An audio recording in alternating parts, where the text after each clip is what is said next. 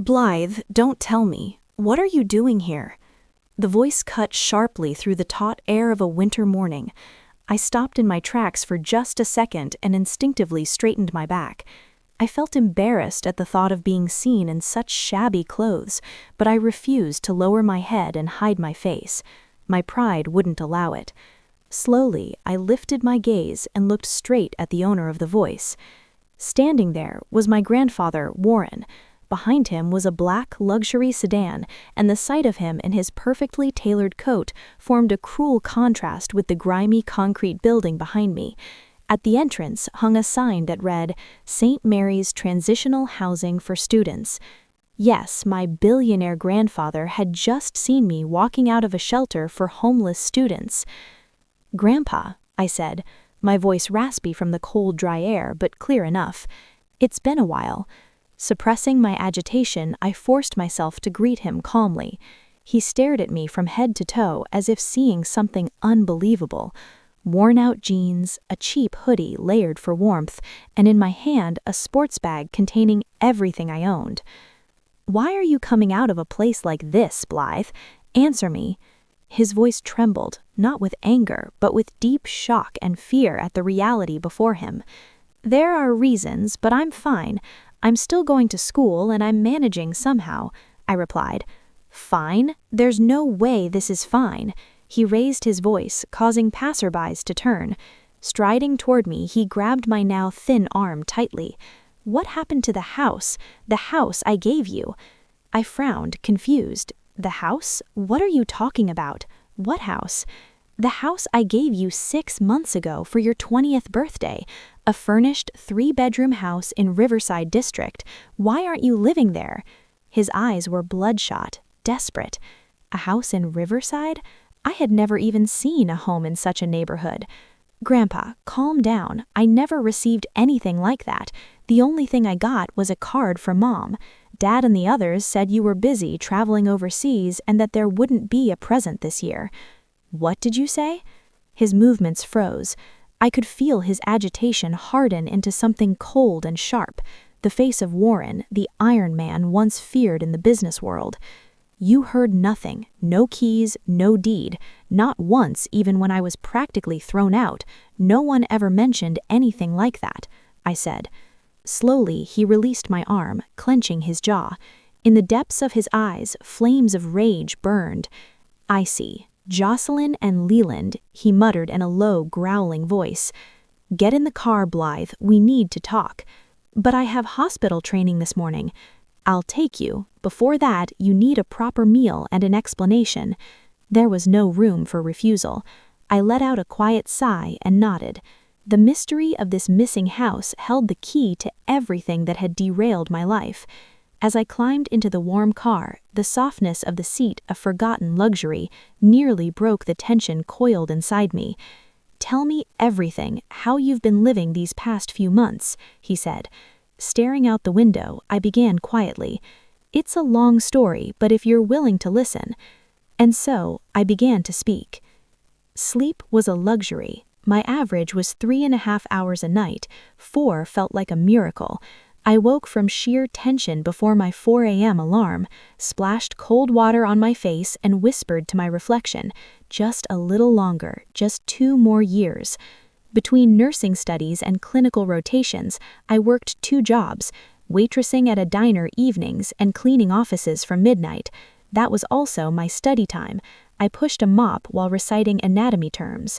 In 15-minute breaks, I scanned vocabulary notebooks. "Blythe, you look awful again. Why don't you take a little time off?" the diner manager asked out of concern. "I'm fine. I have to earn my rent and pay for my textbooks," I'd reply. The truth was, I had nowhere to rely on. The only saving grace was my grandfather paying my tuition directly. "It's worth investing in anyone who truly wants to learn," was his policy. Dragging myself back to my parents' house after 2 a.m., the living room lights were always blazing, the TV loud. My unemployed sister, Rowan, and her husband, Dawson, sprawled on the sofa surrounded by pizza boxes and beer cans. "Oh, you're home, Blythe. You're late," Rowan would say, not looking away from the screen. "Hey, could you run to the store and get some ice cream? Vanilla." I just got back. Go yourself. Huh? We're tired. Tired from lying around all day? My parents were worse. They took the $500 I paid monthly for household expenses as their right. Blythe, have you paid this month yet? The electricity bill went up, so make it $600 next month, my mother, Jocelyn, would say. Mom, my wages are at their limit. Why don't you ask Rowan and Dawson to contribute? The moment I protested, her face hardened. Rowan has it hard. She has 2 small children. You're single and carefree, aren't you? We're family. It's natural to support each other. Carefree? That word stabbed my chest. What part of my life was carefree? Every day was a tightrope walk. If I caught a cold, I risked losing next month's food money. Still, I endured. Once I earned my license and became a nurse, I could leave. That hope alone kept me going. One night, the rich aroma of roast beef and wine hit me as I opened the door. My stomach growled. Lunch had been a single jelly drink. Dizzy from hunger, I knew this feast wasn't for me. In the living room, it felt like a different kingdom. The table was covered with lavish dishes. My parents, Rowan, Dawson, and their sons were eating cheerfully.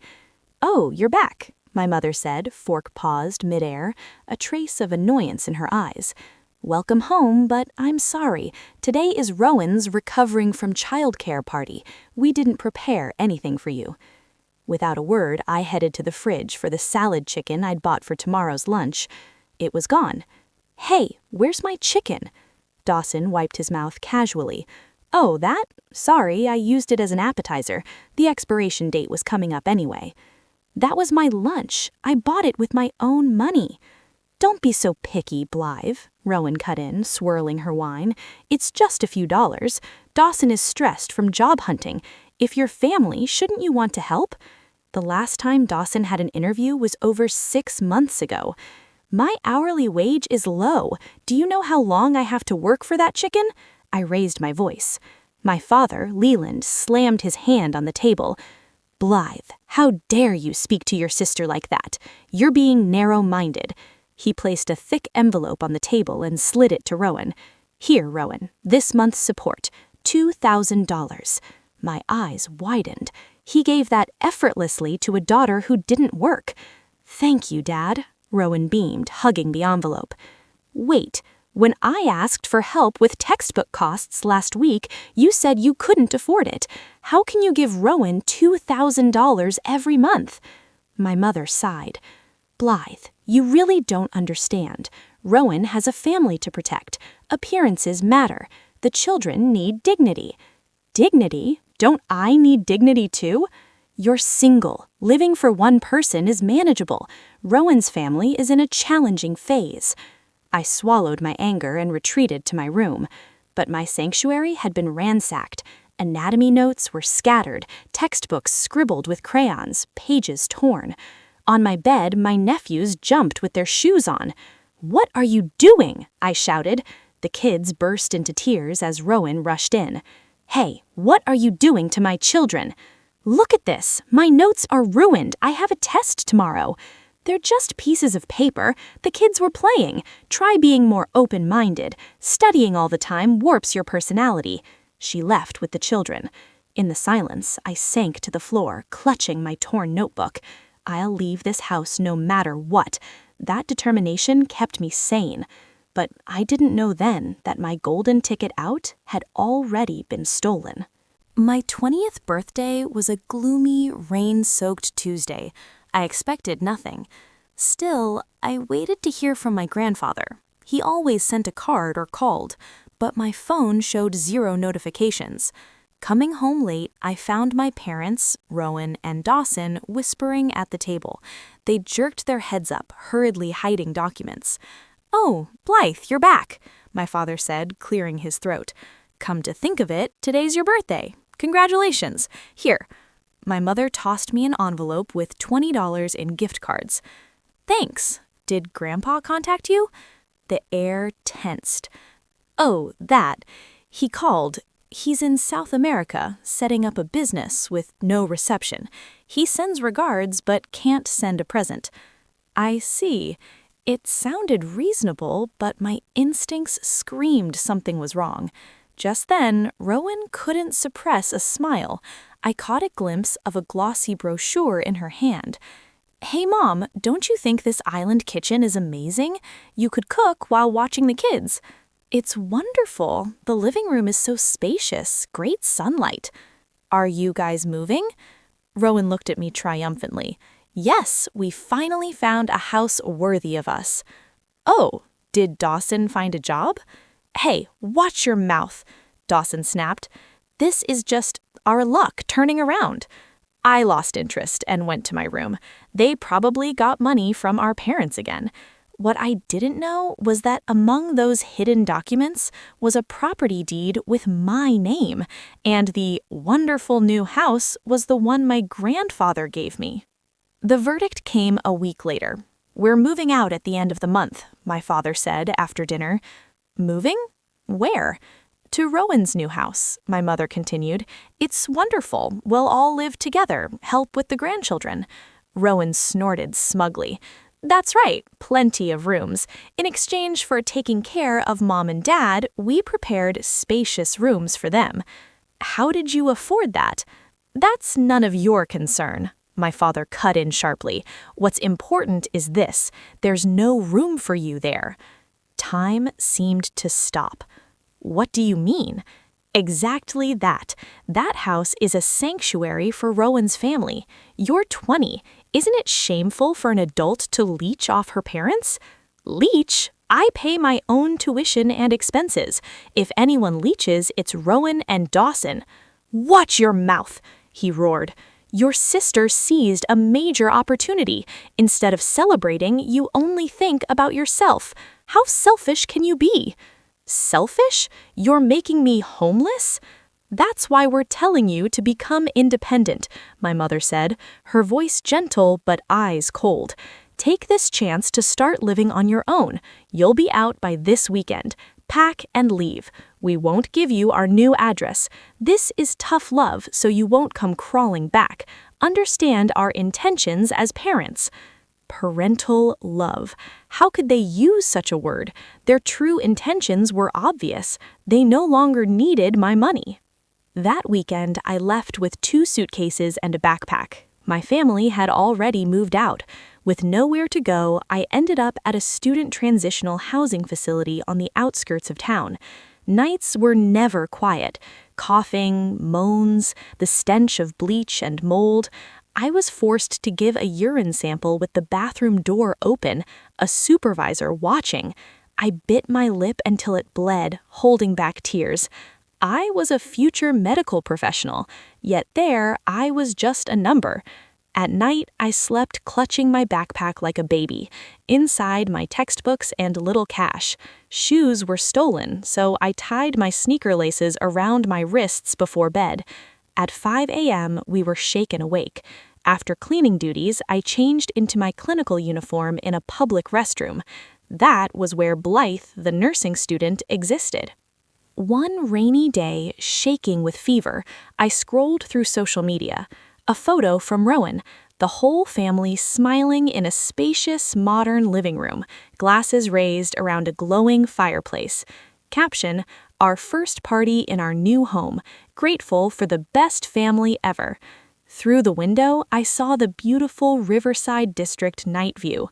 Why was I shivering in a moldy bed while they were warmed by a fireplace? I cried until no tears were left, burning with frustration and injustice. Then, the next morning, as I staggered out, my grandfather's car was waiting. When I finished my story, Warren, the feared Iron Man, covered his face, shoulders shaking as he cried. "I'm sorry, I was a fool. I trusted your parents too much." He wiped his tears, resolve in his eyes. "Blythe, listen, that house Rowan lives in Riverside, I bought it and registered it in your name. It is your house."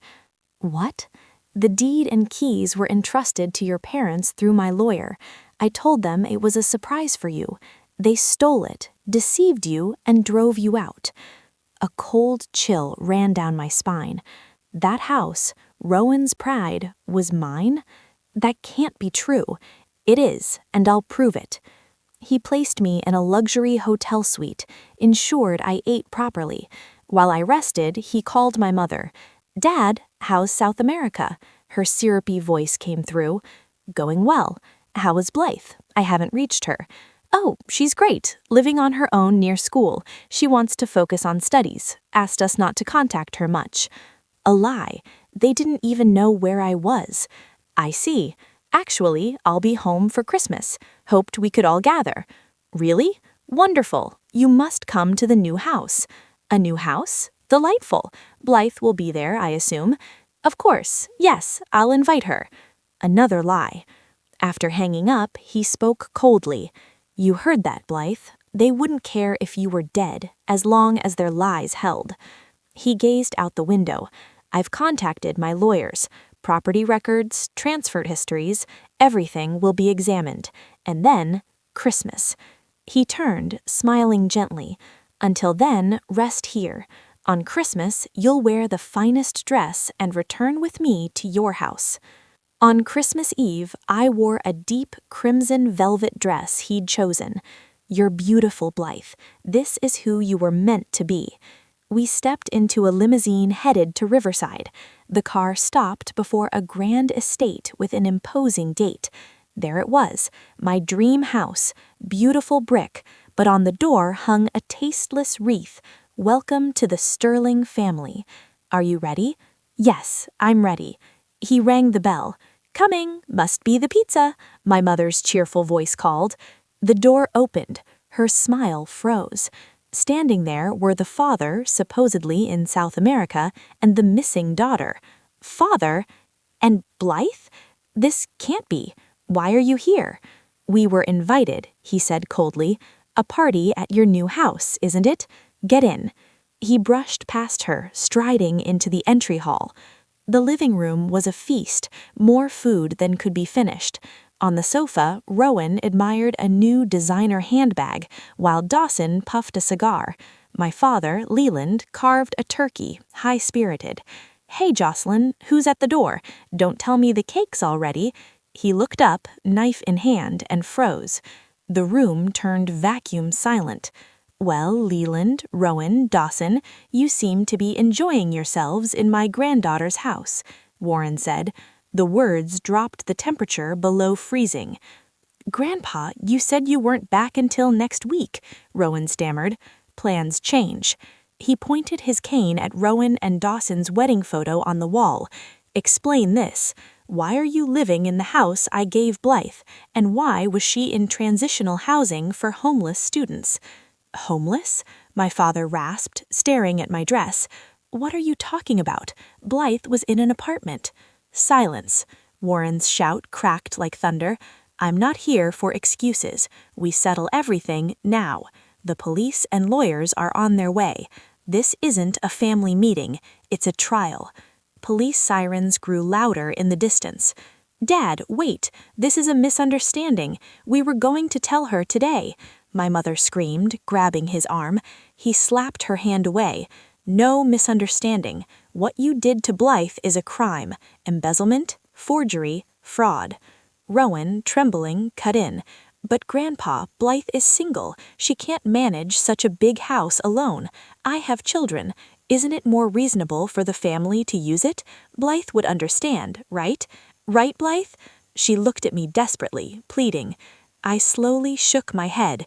"No, Rowan, I never agreed. I wasn't even told this house existed. You hid the documents, lied, and threw me out." "That was to encourage you to be independent," my father began, but 3 police officers and a lawyer entered. "Mr. Warren Sterling, we're here regarding your report." "No! Are you arresting us?" Rowan screamed. "We are not making arrests at this time," the lawyer said calmly. "However, this property belongs to Miss Blythe Sterling. You have no legal right to reside here. This constitutes unlawful occupation, and you must vacate immediately." "Immediately?" Dawson shouted. "It's snowing! We have kids! Where do we go?" None of my concern, my grandfather spat. Did you worry where Blythe would go, trembling alone in winter, in transitional housing? She spent 5 months in hell. You will face consequences far longer. Please forgive us, my mother collapsed. If monthly support stops, we can't survive. Support ends today. I've stopped all transfers permanently. I've revised my will. You get nothing. No, that's impossible. You have 72 hours to collect personal belongings and vacate. Formal eviction proceedings will follow, an officer announced. Chaos ensued. Rowan ran clutching handbags. Dawson tried to take liquor bottles, stopped by police. My parents screamed, blaming each other. This was the true face of the family I'd once longed to be loved by. Parasites bound by my grandfather's money and my sacrifice. Finally, Warren delivered his judgment. Never come near Blythe again. If you contact her, I'll ensure you spend your days in prison. The heavy front door slammed shut. Deep, final, refreshing. It marked the end of my past. It's over, Blythe, he said, pulling me into an embrace. This is your true home. I buried my face in his chest, tears streaming, not tears of sorrow, but of rebirth.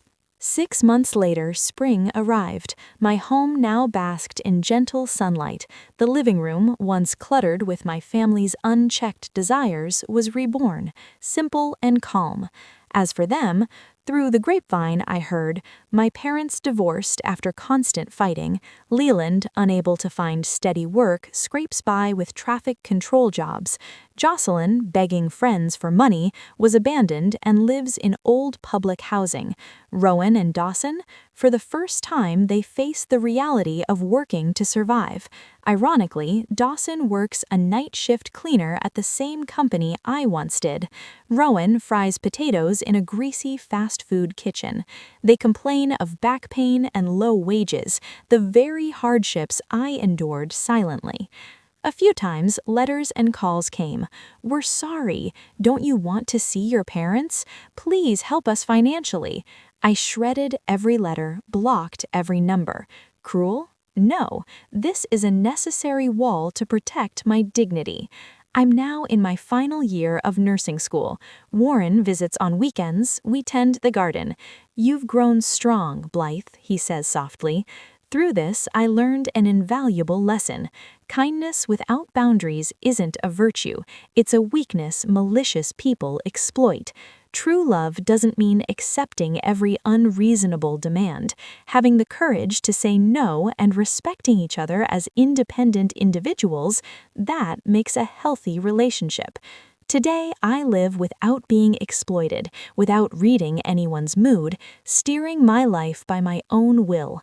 My true life has only just begun.